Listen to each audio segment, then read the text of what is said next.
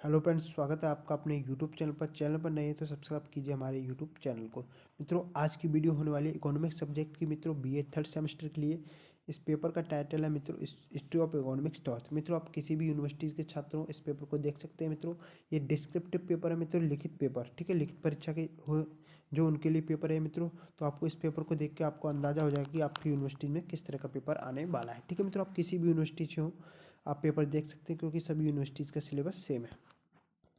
देखिए, यहाँ पे 3 सेक्शन है मित्रों, सेक्शन ए बी सी, ठीक है मित्रों। सेक्शन ए है जो आपका, उसमें 10 क्वेश्चन है मित्रों, उसमें आपको 10 के 10 क्वेश्चन आपको करने हैं, ठीक है मित्रों। यह कथन, पहला क्वेश्चन मित्रों, यह कथन किस अर्थशास्त्री ने दिया? अपने उद्भव से ही और अपनी प्रकृति के द्वारा यह वाणिज्यवाद एक प्रणाली के सिवा कुछ भी हो सकता है, परंतु मुख्य रूप से यह उस समय के राजनीतिज्ञों, सरकारी कर्मचारियों एवं व्यापारी के मस्तिष्क की उपज थी। वन वर्ड में इसका क्वेश्चन देना है, ठीक है, आंसर देना, सॉरी। सेकंड क्वेश्चन, बहिर्गमन अथवा निष्कासन सिद्धांत किस अर्थशास्त्री ने दिया? करारोपण का कौन सा सिद्धांत इसमें द्वारा नहीं दिया गया? माल्थस के अनुसार जनसंख्या किस गति से बढ़ती है? उपभोक्ता की बचत की धारणा सप्तम फ्रांसीसी अर्थशास्त्री ड्यूपोट ने व्यक्त की थी। सही है गलत लिखा है, उसमें सही है गलत बताना है। द्वंद्वात्मक भौतिकवाद एवं इतिहास की भौतिकवादी व्यवस्था कार्ल मार्क्स से संबंधित नहीं है।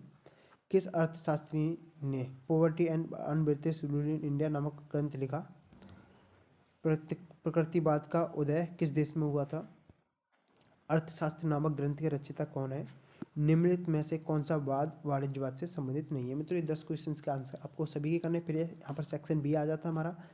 तो मित्रों, सिर्फ मैं आपको बता रहा हूँ, ओवरव्यू दे रहा हूँ, आप किस तरीके का पेपर आएगा आपको देखना है। ये मित्रों सेक्शन बी आ जाएगा, इसमें कम से कम आपको 50 वर्ड, कम से कम 50 वर्ड तो होने चाहिए। ये सेक्शन बी के जो लिखित परीक्षा का क्वेश्चन है, उसमें कम से कम 50 वर्ड में आपको आंसर दे देना, कम से कम में, ठीक है। तो यहाँ पर ये हो जाएगा आपका।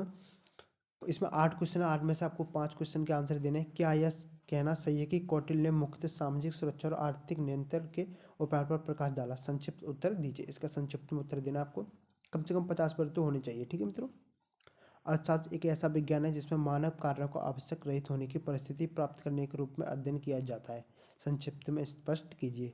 पूर्ति अपनी मांग स्वयं उत्पन्न करती है, व्याख्या कीजिए। सुपीटर का आर्थिक विचारधारा में योगदान पर संक्षिप्त टिप्पणी लिखिए। न वाणिज्यवाद क्या है?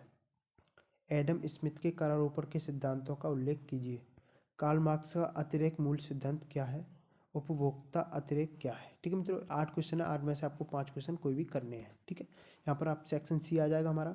तो यहाँ पर सेक्शन सी हमारा क्या है कि सेक्शन सी में कम से कम 300 शब्द में, कम से कम 300 शब्द में इसका आपको आंसर देना, ठीक है। ये लॉन्ग क्वेश्चन है, वो थे जो ऊपर वाले सेक्शन बी के, वो शॉर्ट क्वेश्चन थे। यहाँ पर 4 क्वेश्चन दिए हैं आपको, 4 में से कोई 2 क्वेश्चन आपको करने हैं। कम से कम 300 शब्द में इसका आंसर होना चाहिए। वाणिज्यवाद के प्रमुख योगदानों की आलोचनात्मक व्याख्या कीजिए। गांधी जी के अर्थशास्त्र के पीछे कौन कौन से बुनियादी विचार हैं, उनकी व्यावहारिकता की समीक्षा कीजिए। मूल्य तथा वितरण के सिद्धांतों पर मार्शल के विचारों की प्रधान बातें बताइए।